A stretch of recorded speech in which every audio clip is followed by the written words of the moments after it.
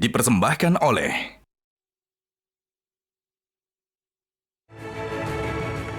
Oke, ketemu lagi di Hot Room. Di segmen terakhir ini saya minta kepada para ahli-ahli di sini, apakah tidak sebaiknya dalam setiap perkara korupsi menunggu audit declaration kerugian negara oleh BPK sebelum menahan seseorang? Setuju. Ya, Setuju? Setuju.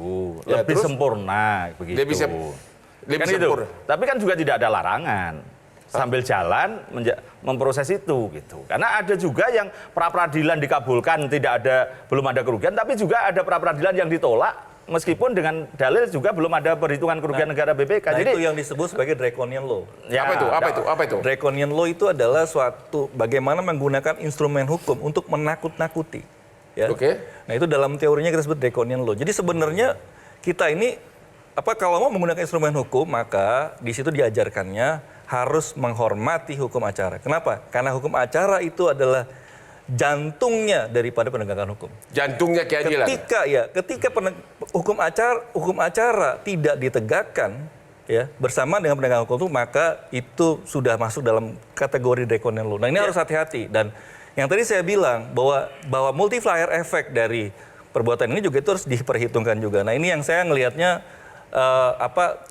terlalu terburu-buru jadinya akhirnya. Kenapa? Apakah memang ini praktek draconian law yang coba diterapkan? Nah, itu saya udah nulis dari tahun lalu tentang bagaimana ini praktek draconian law harus dibatasi dan nggak boleh jalan lagi.